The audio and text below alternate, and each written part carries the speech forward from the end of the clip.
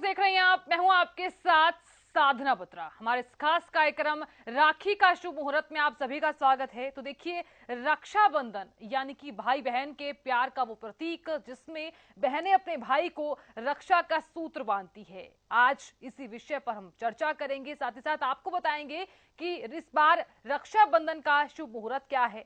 माना जा रहा है कि इस बार भद्रा का साया भी है, तो आपको बताएंगे कि जो कंफ्यूजन है वो आपकी दूर भी करेंगे। तो अब रक्षाबंधन के त्योहार पर हमारे साथ पंडित आचार्य राजीव पाठक जुड़ गए हैं। पंडित जी, बहुत स्वागत है आपका। नमस्कार, धन्यवाद। हरियाणा न्यूज को धन्यवाद जो इस अवसर पे हमें बुलाए।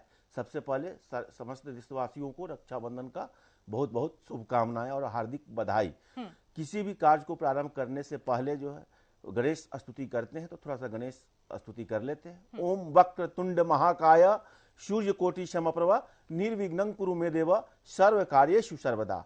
जी बिल्कुल पंडित जी, कार्यक्रम की शुरुआत करते हुए सभी दर्शकों को बताइए आज का सुविचार क्या है।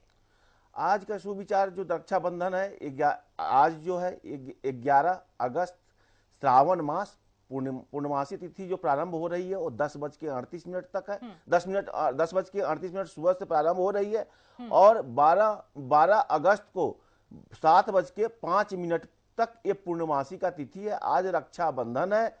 आज जो है रक्षाबंधन है, तो लेकिन इसमें भद्र, अब आप लोग जो क्वेश्चन कर रहे हैं कि पहले रक्षाबंधन का त्योहार कब मनाया जाए, उसका शुभ मुहूर्त क्या है, तो शुभ मुहूर्त जो है सबसे पहले इसके संबंध में हम चर्चा कर लेते हैं, तब आगे बात करते हैं। रक्षाबंधन होता क्या है।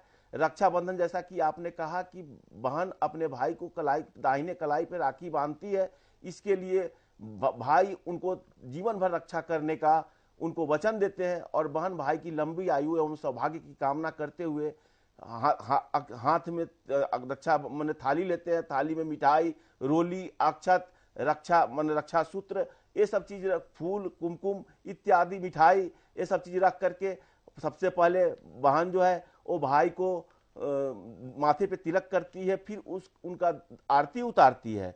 आरती उतारने के बाद उनके दाहिने कलाई पे राखी बांधती है। एक चीज ध्यान रखा जाए, कलाई में जब राखी बांधा जाता है तो हाथ जो है, भाइयों का हाथ जो है वो खाली नहीं रहना चाहिए। उसमें अक्षत और कुछ मुद्रा द्रव्य जो है वो रखना चाहिए। अगर भाई से बहन जेठ है, माने बड़ी है, तो चरण भाई को बहन का चरण स्पर्श करना चाहिए।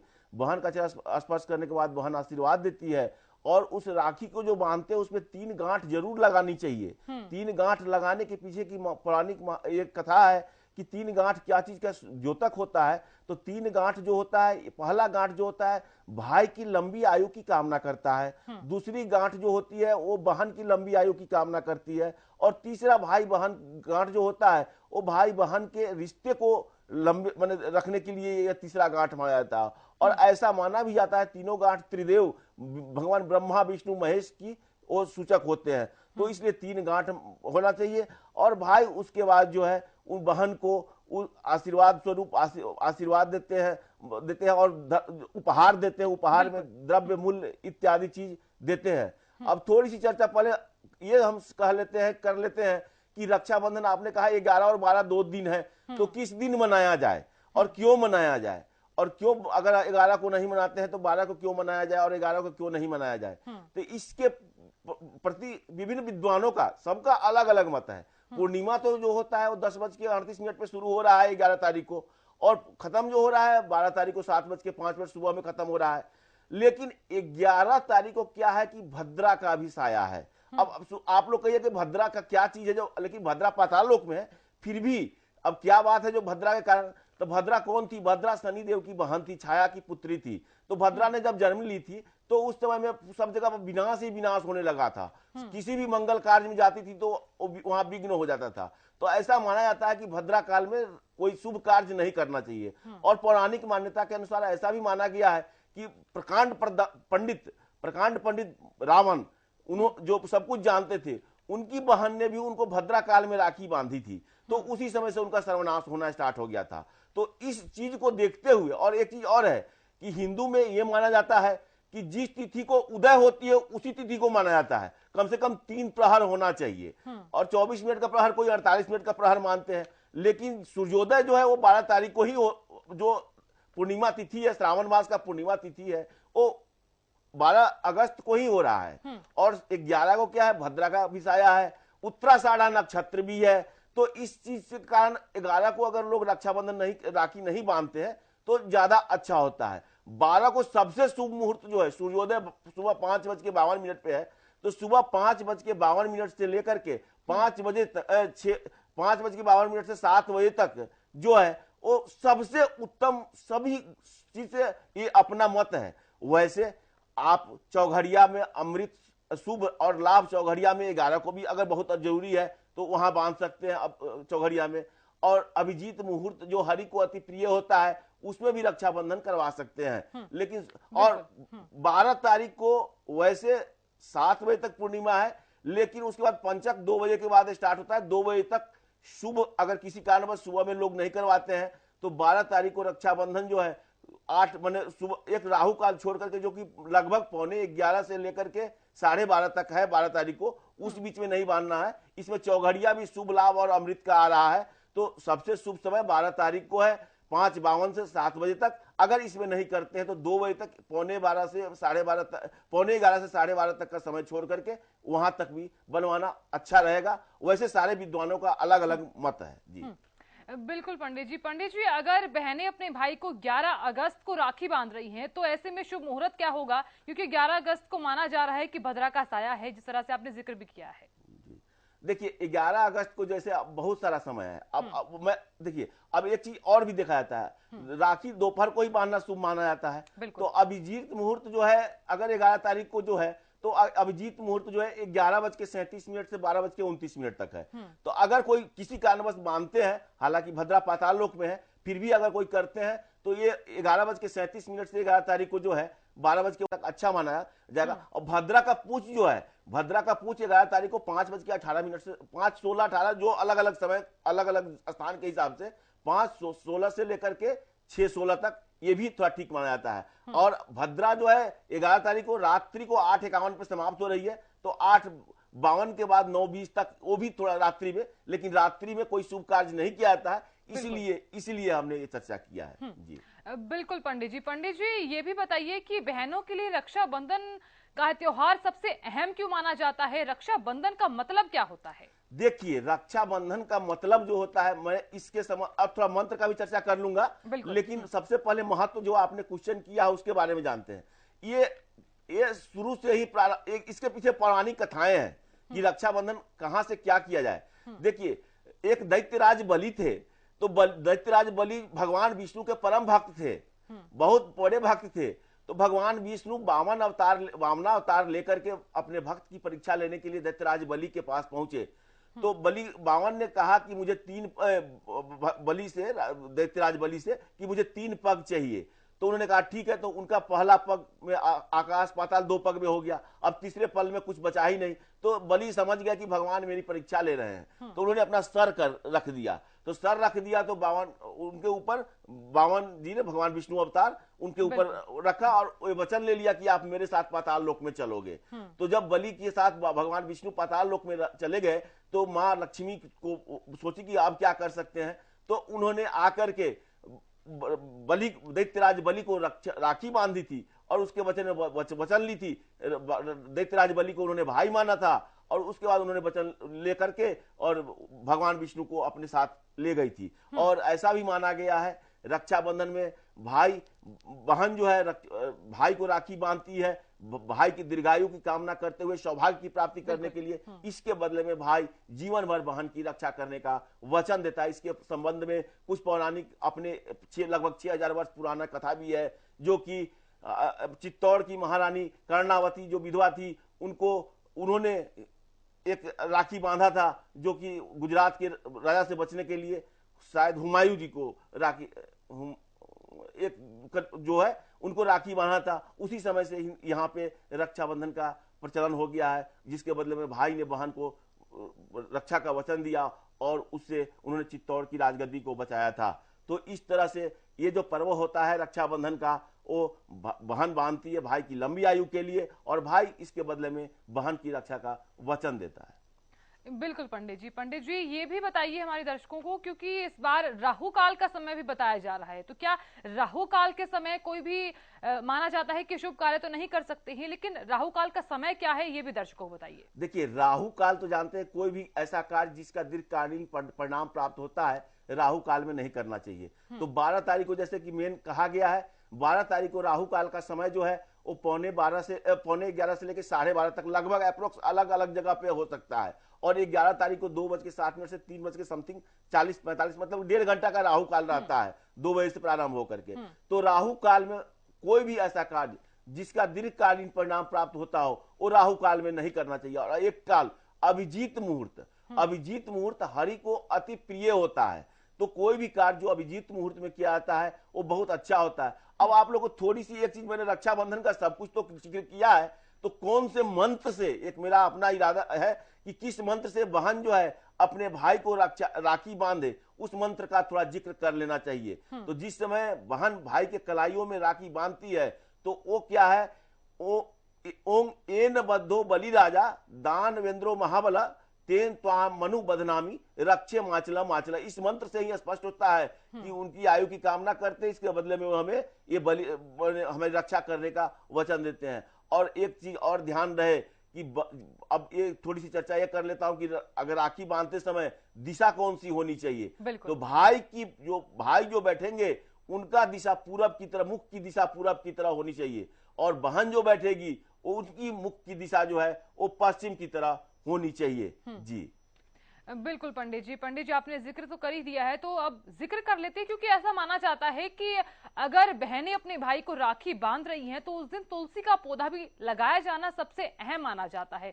तो जरा इसके बारे में विस्तार से बता दीजिए। देखिए, अब आपने सब जब तक कह ही दिया है तो देखिए क्या है कि पूर्णिमा का दिन होता है, श्रावण मास का होता है, ये विष्णु भगवान को अर्पित होता है। इस दिन माना जाता है कि जो भगवान की पूजा की जाती है तो भगवान विष्णु की पूजा उस दिन होती है। और ऐसा भगवान विष्णु जी को अगर कोई पूजा होता है और उसमें तुलसी अर्पित नहीं होता तो उनको स्वीकार्य नहीं होता है।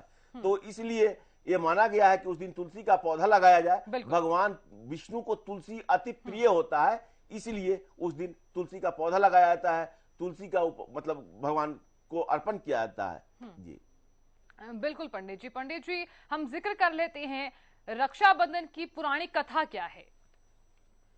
मैंने अभी चर्चा किया है, पौराणिक कथा यही है कि 2 कथा मेन है।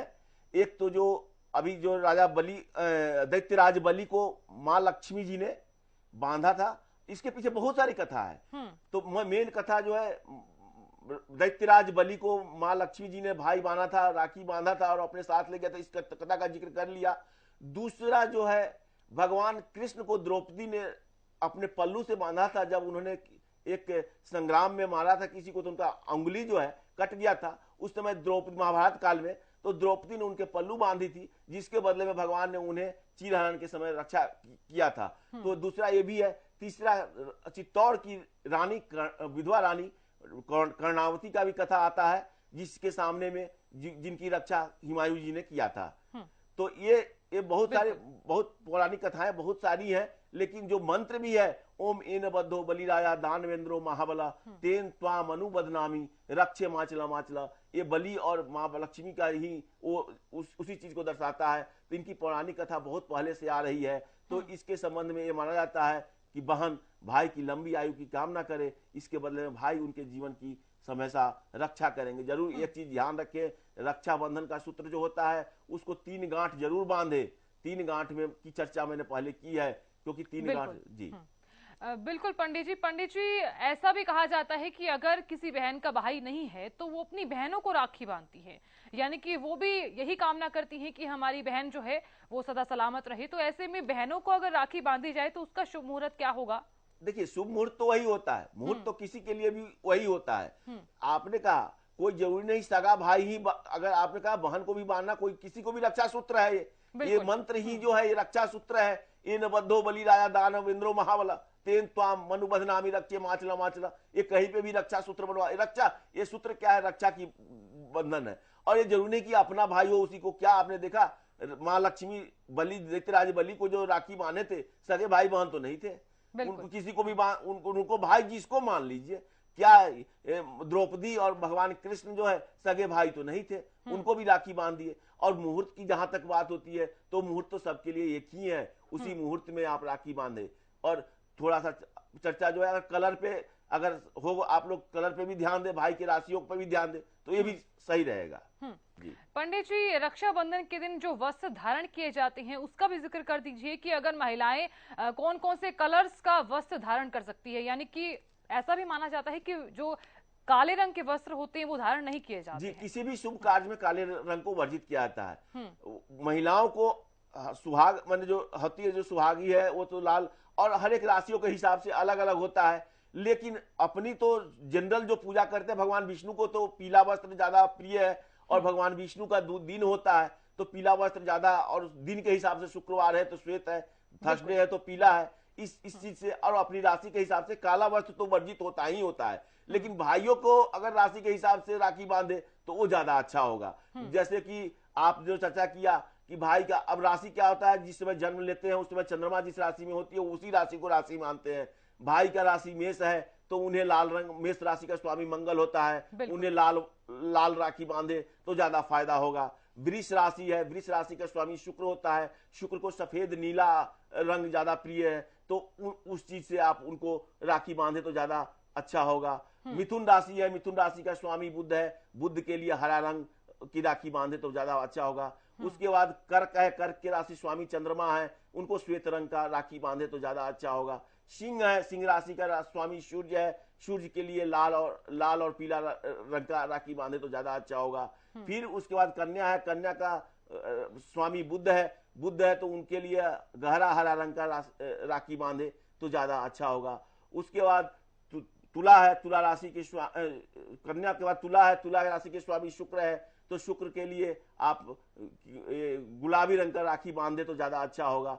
और उसके बाद वृश्चिक है, वृश्चिक राशि के स्वामी मंगल है, मैरून रंग का स्वामी राखी बांधे तो उनके लिए ज्यादा अच्छा होगा।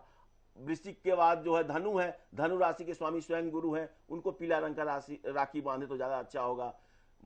उसके बाद मकर है, मकर राशि का स्वामी शनि है, शनि के उसके लिए नीला रंग का राखी ज्यादा अच्छा होगा।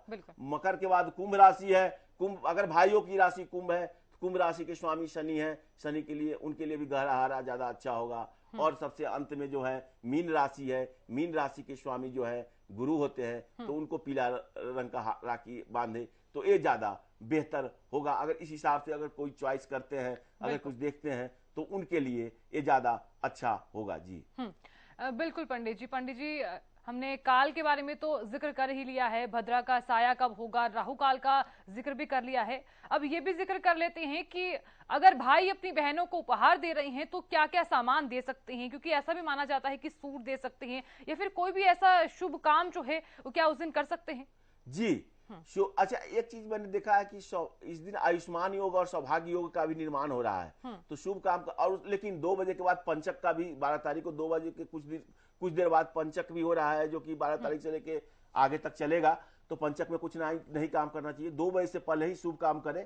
और जहां तक आपने चर्चा की है कि उपहार की बात है, तो उपहार तो ऐसा ही लोग ज्यादातर कपड़े ही देते हैं जो पहनने के साथ हमेशा रखे, द्रव्य देते हैं, पैसे देते हैं। अगर कुछ नहीं है तो पैसे तो जरूर देना चाहिए, जिससे कि उसे अपने मनपसंद सामान, ये उपहार एक आशीर्वाद है, आशीर्वाद है जो कि बहनों की रक्षा करने की ये वचन देते हैं। ये उपहार में उसके मनोनुकूल कोई अलग चीज तो नहीं, जो दैनिक उपयोग की चीज है वो उपहार में देते हैं, जिससे कि वो याद रखे कि भाई का दिया हुआ उपहार है।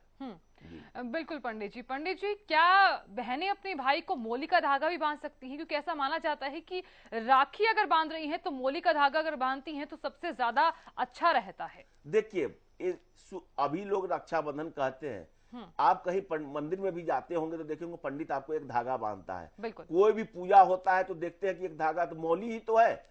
अगर भगवान को वस्त्र नहीं होता है तो वहां पे मौली का दे दिया जाता है। मेन तो रूप उद्गम इसका मौली से ही है।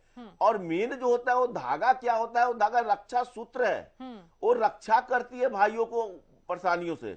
और जो 3 गांठ बांधा जाता है वो मौली का धागा या रेशम का धागा, ये धागा जो बांधा जाता है ये रक्षा सूत्र, इस मंत्र से ओम एन बद्धो बलि राजा दानवेंद्रो महाबला तेन त्वाम अनुबदनामी रक्षे माचला माचला, ये रक्षा करने का होता है। 3 गांठ माना जाता है, भगवान ब्रह्मा विष्णु महेश की गांठ मानी जाती है, जिससे कि अनिष्ट मन से उनकी रक्षा की जाए, अनिष्ट घटनाओं से उनको बचाया जाए, रक्षा किया जाए। इसको रक्षा सूत्र के नाम पे भी जाना जा सकता है। इसलिए मौली के धागा भी बांधे, या और एक धागा होता है, धागा क्या होता है कि बांधना वैसे बहुत तरह की इसके लिए है, लेकिन आप चाहे मौली का धागा बांधे या राखी बांधे, ये दोनों एक ही मंत्र का उच्चारण जरूर करें।